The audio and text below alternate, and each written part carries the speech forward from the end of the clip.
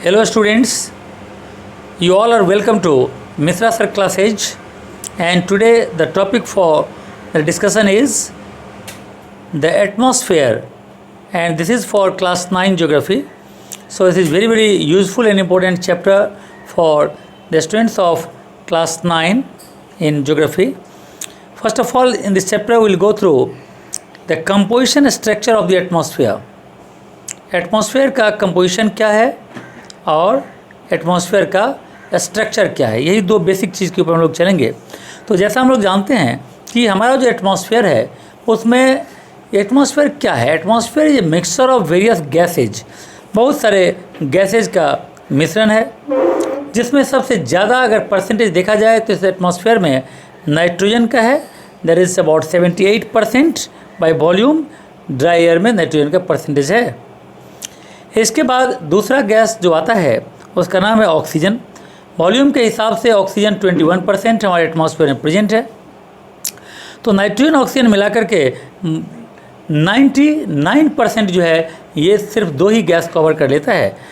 सो इस तरह से बच जाता है सिर्फ 1%, और 1% में बहुत सारे गैसेज हैं, जिसमें हम कह सकते हैं आर्गॉन अकाउंट्स फॉर 0.9%, और अदर गैसेज जैसे carbon dioxide, helium, nitrogen, methane, ये सब गैसेज जो हैं वो 0.1% में आती हैं। These gases are called the fixed components of atmosphere.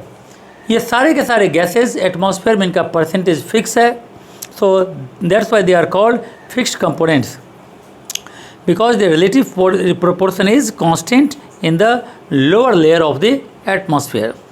इसके अलावा कुछ ऐसे भी हैं फिक्स्ड कंपोनेंट्स के अलावा कि there are a number of variable components. Fixed components में आगे सारे गैसेज, इसके अलावा कुछ वेरिएबल कंपोनेंट्स भी हैं, and the quantity of this components varies from place to place. ये जो वेरिएबल कंपोनेंट्स है इसकी क्वांटिटी जगह जगह पर बदलती रहती है। Of the components present in atmosphere, जैसे वाटर वेपर। वाटर वेपर सबसे इम्पोर्टेंट यानी कंस्टिट्यूएंट है, and on an average water vapour forms only 0.2% by volume. पूरे वॉल्यूम का 0.2% जो है वो क्या है, वो वाटर वेपर है।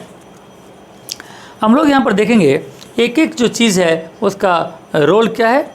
सबसे पहले हमने यहाँ पर देख लिया कि जो 100% जो एटमॉस्फेयर का कंपोजिशन है उसमें nitrogen 78.0%, oxygen 20.94%, argon 0.93%, carbon dioxide 0.03%, hydrogen, neon, helium 0.02%, इस तरह से 100%।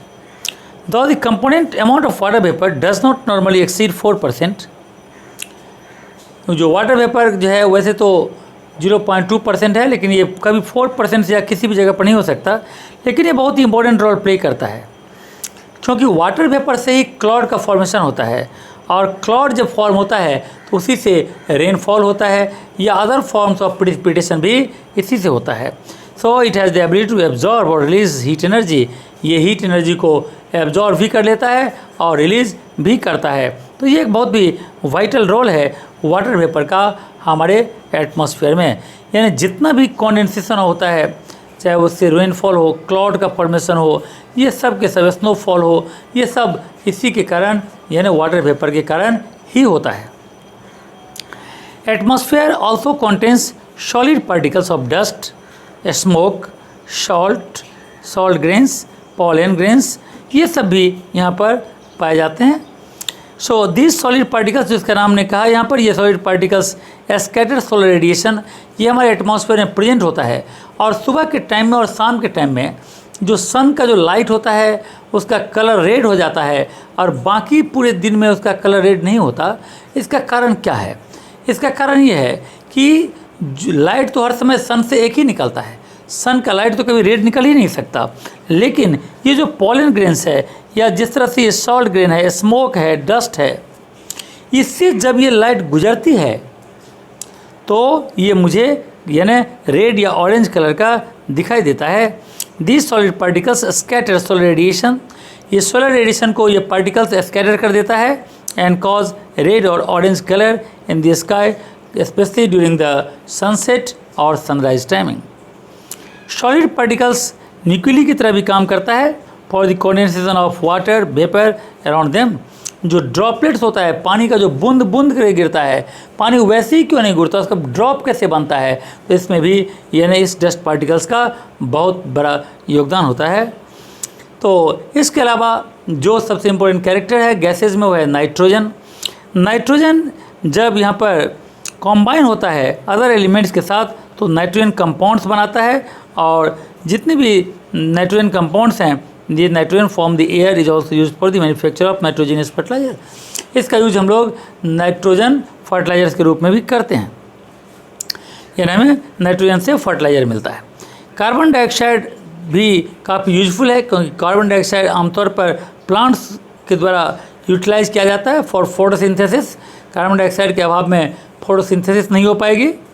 So both carbon dioxide and water vapour in the atmosphere, दोनों ही ये क्या करता है तो ये एब्जॉर्ब कर लेता है उस हीट को जो अर्थ छोड़ती है। अर्थ जो हीट छोड़ती है उसको एब्जॉर्ब कर लेती है and keep the lower layer warm. इसके कारण अगर बादल लगा होता है तो बादल जो लगा होता है उस दिन गर्मी ज़्यादा अनुभव होता है। ऐसा क्यों होता है? क्योंकि अर्थ ने जो हीट सन का रिसीव किया था, ठंडा होने की वजह से ये अर्थ जो है हीट को छोड़ तो दिया, लेकिन ऊपर जब वो उठा तो ऊपर में तो क्लाउड है, तो क्लाउड अगर नहीं रहता तो ये गर्मी कहाँ चली जाती, एकदम यानी और ऊपर चली जाती और हमें फील नहीं होता। लेकिन क्लाउड होने की वजह से वो गर्मी यहीं पर रुक जाती है और जो लोग होते हैं वो काफ़ी परेशान हो जाते हैं। तो ये है यहाँ पर यानी कार्बन डाइऑक्साइड का रोल। इसके अलावा ऑक्सीजन के बारे में कुछ भी कहना तो ऑक्सीजन अगर नहीं रहेगा तो कोई भी लिविंग ऑर्गेनिजम्स जिंदा नहीं रहेगा। इंस्पिरेशन के लिए यानी रेस्पिरेशन के लिए बहुत ही ज़रूरी होता है सभी ऑर्गेनिजम्स के लिए। Atmosphere protects us from the millions of meteors and meteorite particles. तो ये एटमॉस्फेयर हमें बहुत सारे मेट्योर्स और मेटेराइट पार्टिकल से बचाता है। इस fall towards the earth every day, हज़ारों के हज़ारों की संख्या में अर्थ पर ये छूटता रहता है। And it filters a great deal of the ultraviolet light coming from the sun. और ये क्लाउड आमतौर पर सन से निकलने वाली अल्ट्रावायलेट रेज को भी ये क्या कर लेती है, या तो यानी फिल्टर कर देती है या फिर इसको दूसरी तरफ भेज देती है। तो इस तरह से हमने देखा यहाँ पर कि एटमॉस्फेयर से रिलेटेड जो पार्ट था उसका एक इंट्रोडक्शन था ये कि इसका कंपोजिशन क्या है, डिफरेंट गैसेज क्या है, इसके अलावा डिफरेंट गैसेज का यहाँ पर रोल क्या है, कैसे वो हमारी यूजफुल है, इस सब को हमने देखा। तो इस पार्ट को हम लोग यहाँ पर बंद करेंगे क्योंकि नेक्स्ट पार्ट से हम लोग यहाँ पर लेयर्स ऑफ एटमॉस्फेयर में जाएंगे, तो उससे हम डिफरेंट लेयर्स के बारे में देखेंगे और उसकी यूजफुलनेस के बारे में देखेंगे। सो अगर ये वीडियो तुम्हें अच्छा लगा हो तो ज़रूर लाइक और सब्सक्राइब करना चाहिए। So okay, thank you and God bless you.